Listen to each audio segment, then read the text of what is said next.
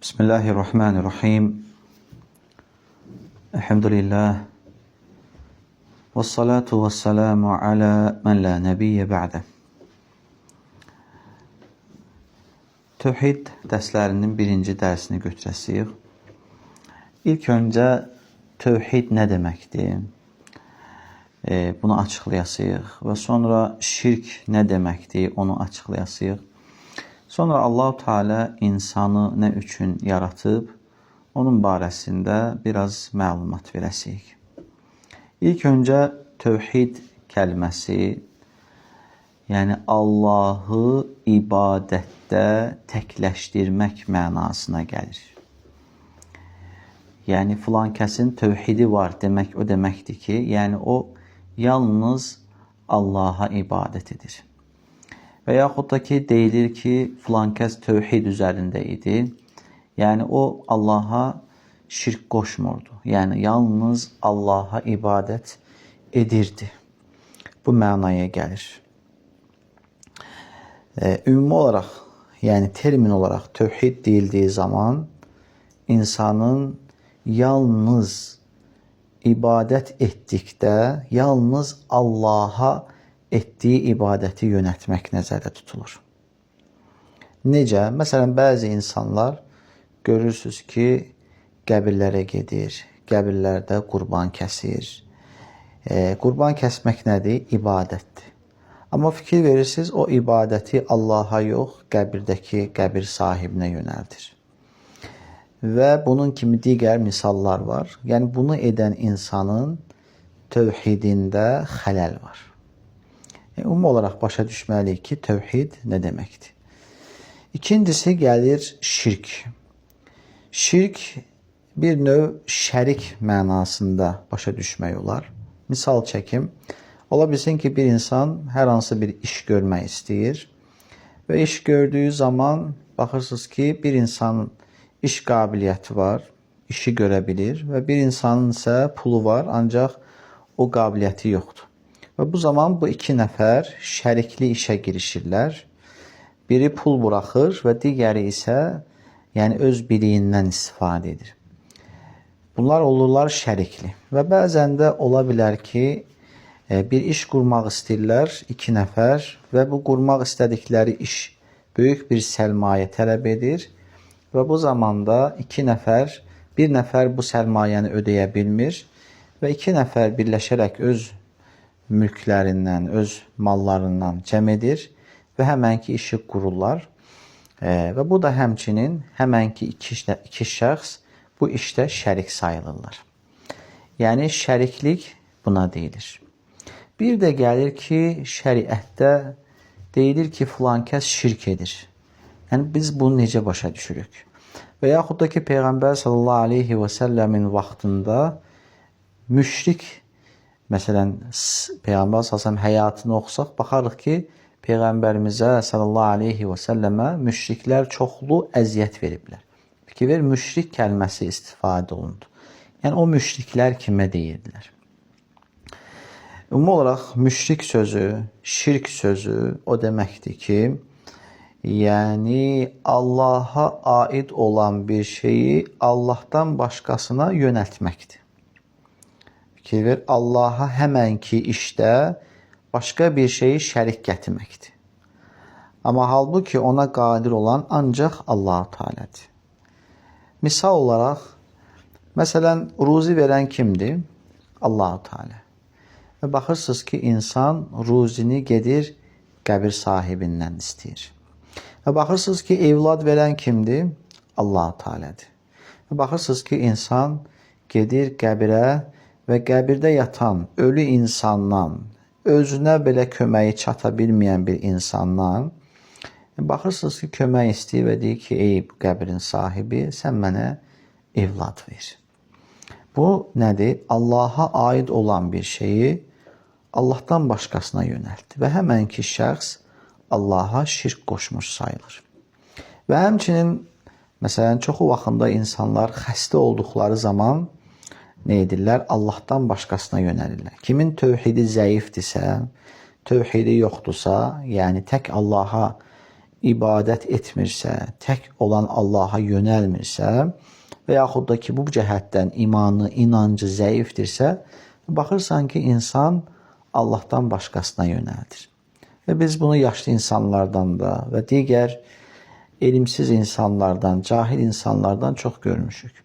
Və baxırsınız ki, filan kəs xəstədir, qarnında və yaxud da ki, gözündə hər hansı bir xəstəlik var, xəstəlikdən əziyyət çəkir, iynə dərman edir və onunla da yanaşı və bəziləri də heç iynə dərman etmədən və baxırsınız ki, müəyyən pirlərə gedirlər, müəyyən ocaqlara gedirlər və oradakı ölən insanlardan yardım istəyirlər.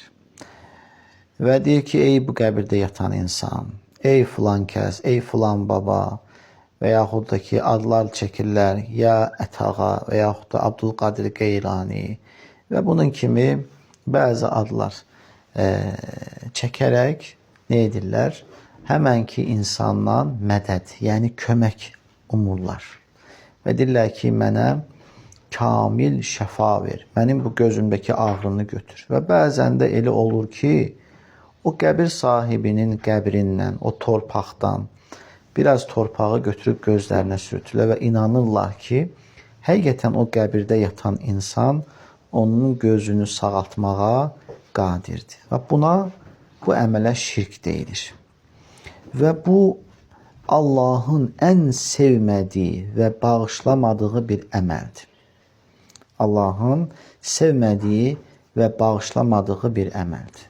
Ona görə insan bundan uzaq olmalıdır. Misal üçün, sizə yüngül bir misal çəkim. Elə bil ki, məktəbdəsiz və məktəbin direktoru var.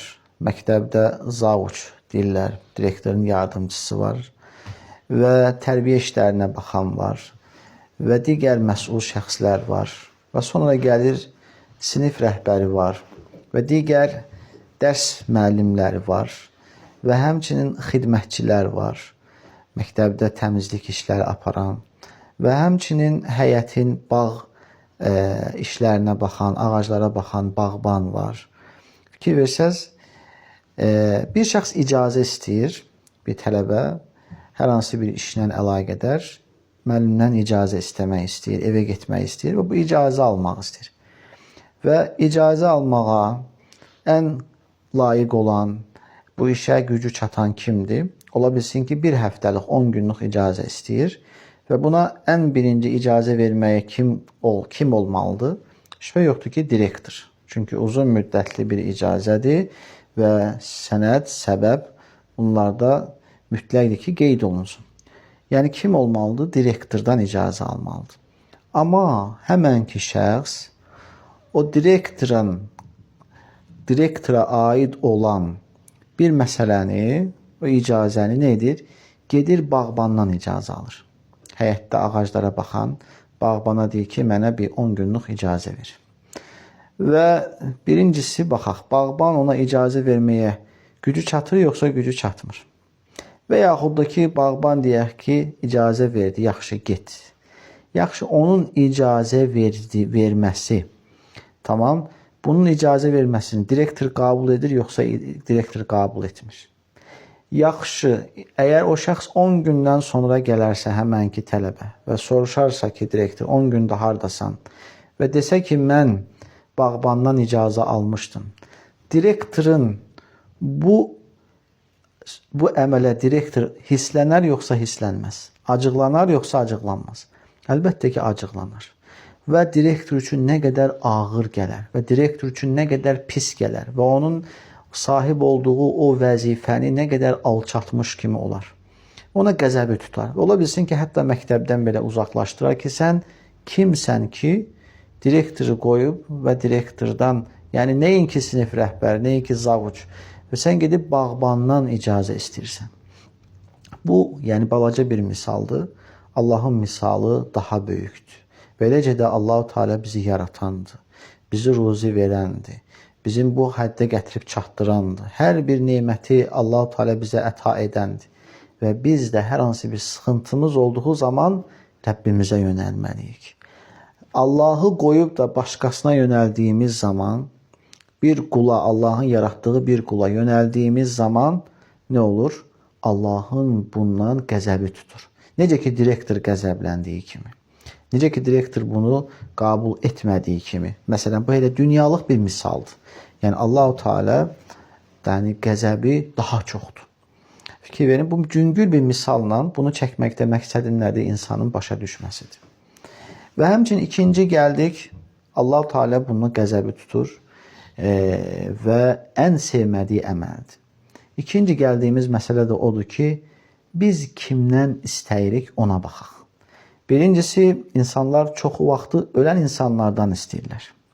O vaxtında Peyğəmbər s.ə.v-in vaxtındakı insanlar düzdür, qəbir sahibindən də istəyirdilər, ağacdan, daşdan düzəlmiş bütlərdən də istəyirdilər. Hər bir halda, yəni onların baxaq görək buna qadirliyi çatır yoxsa çatmır. Birincisi, baxaq ölmüş bir insan. Biz gedirik, ölmüş bir insana deyirik ki, ey qəbir sahibi, sən mənə şəfa ver. Bəlkə də o qəbirdə yatan adam, o ölmüş insan özü xəstəlikdən ölüb. Yəni, əgər onun gücü çatsaydı şəfa verməyə, özünə şəfa verərdi ki, ölməsin. Düzdür? Özünü ölümdən qoruyardı. Amma baxırsınız ki, o heç özü özünə belə yardımı çatmayıb, ona ölüm gəlib. Fikir ver. Və ikinci, fikir ver, onu insan vəfat etdiyi zaman onu nə edirlər? Onu yuyurlar, kəfənləyirlər və sonra onu dəfn edirlər. Və bəzən də dəfində, kəfənləmədə, yəni bəzi onu yuyan insanlar, onu kəfənləyən insanlar bəzən sərt olur, bəzən o insanla biraz sərt davranırlar, ölü olduğuna görə hiss etmədiyini fikirləşərək. Baxırsan ki, o ölmüş insan onlara heç nə deyə bilmir, nə onlara maneçilik edə bilmir. Onu qəbrə salırlar və üstünü örtürlər. Fikir və yenə heç nə edə bacarmır. Yəni, əgər o insan nəyəsə qadir olan bir insan olsaydı, nə edərdi? Ölməzdi də. Fikir və özünü ölümdən qoruya bilməmişdi. Və sonra müəyyən vaxtdan sonra o insanın qəbri nə edir? Qəbrində o insanın ətləri çürüyür və sümükləri bir-birinə qarışır. Və o qəbirdə olduğu zaman onu qurtlar, həşaratlar onun ətlərini yeyirlər. Və fikir ver, o heç nə edə bacarmır.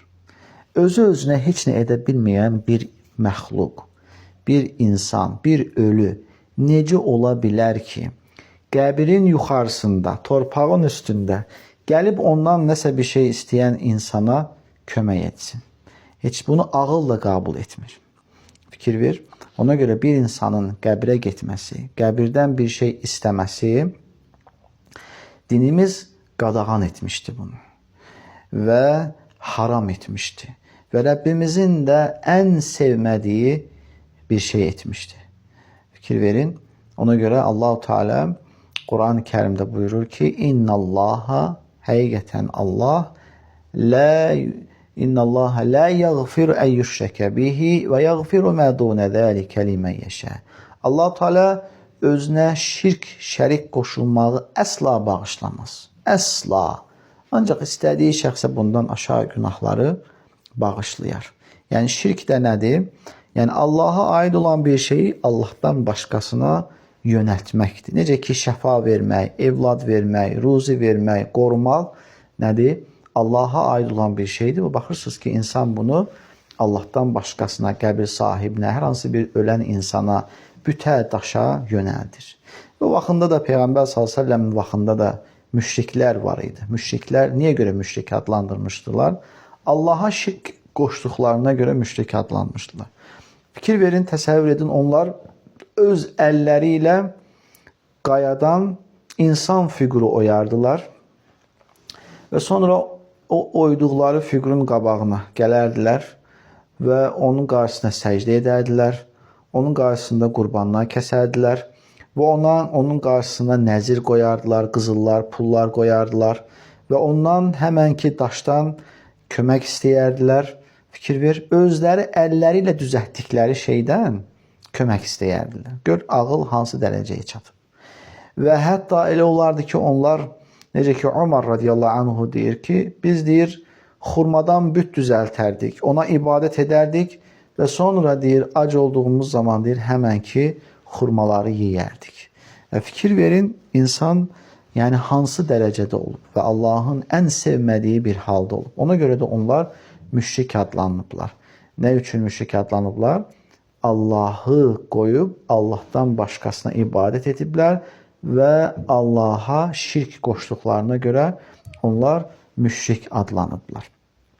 Deməli, biz tövhidi bildik, şirki bildik və müşriklərin kim olduğunu da artıq bildik. Və burada qalır sonuncu məsələ. Allahu Teala insanı nə üçün yaratdığını bilməyə. Allah Teala Quran-ı Kərim Zərriyyət surəsi 56-cı ayədə belə buyurur. وَمَا خَلَقْتُ الْجِنَّ وَالْاِنْسَ إِلَّا لِيَعْبُدُونَ Allah Teala buyurur ki, mən cinləri və insanları ancaq mənə ibadət etmələri üçün yaratdım. Fikir ver, cinlər və insanlar ancaq ibadət etmək üçün, Allaha ibadət etmək üçün yaradılmışdır. Yəni Allah Teala fikir ver, burada bizə xəbər verir ki, Allah Teala insanı və cini yaratmasındakı məqsəd ancaq ibadətdir. Nə yemək, nə içmək, nə gəzmək, nə əyləncə. Bunun üçün Allah Teala insanı yaratmamışdır.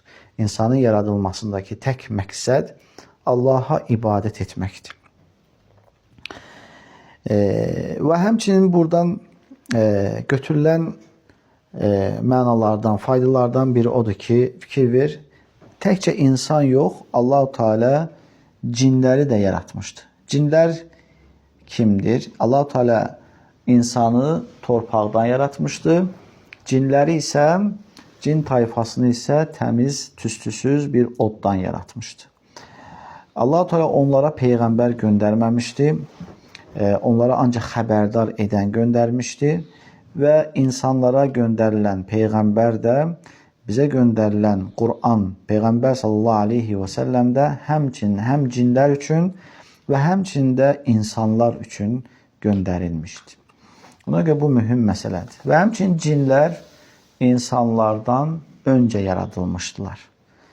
Deməli, bizim bildiyimiz məxluqlardan mələklər var. Allah Teala onları nurdan yaratmışdı.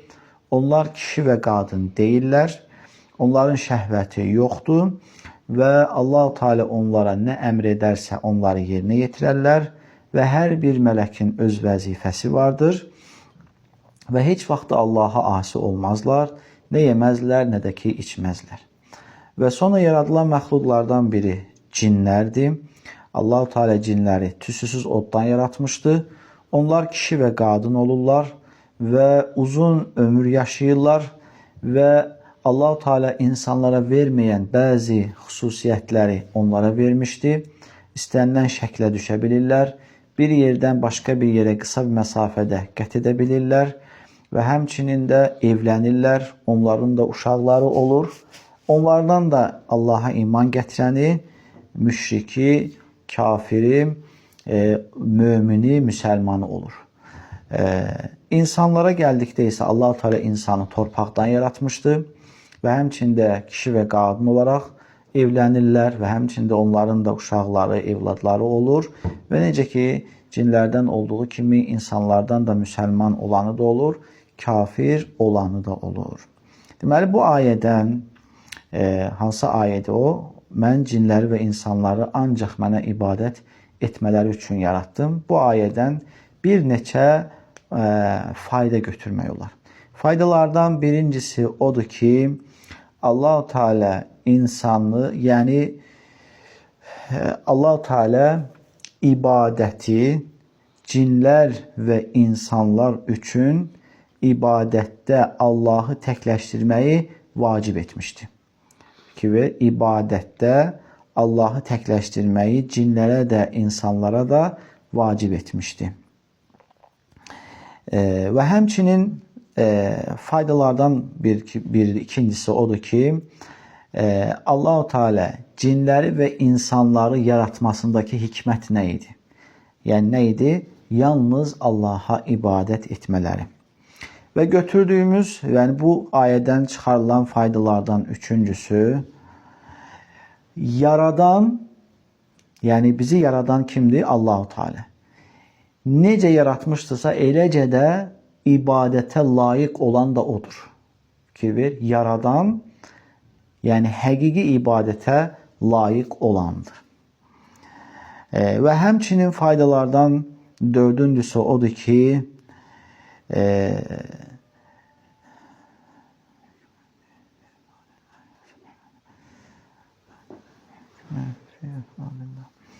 yəni Allaha ibadətdə təkləşdirmək vacibdir. Mütləqdir ki, hər bir insan onun üzərinə vacibdir ki, ibadətdə öz Rəbbini təkləşdirsin. Və həmçinin də Allahın ən sevmədiyi əməl insan etdiyi ibadətdə Allaha başqa birini şərik qoşmasıdır. Bununla kifayətlənərək Allah-u Teala eşitib faydalanmaq nəsib etsin. Əmin. Subhanəkəllahumma və bihamdik. Nəşhədu ən la illə ənt. Nəstəğfiruka və nətubu ileyk.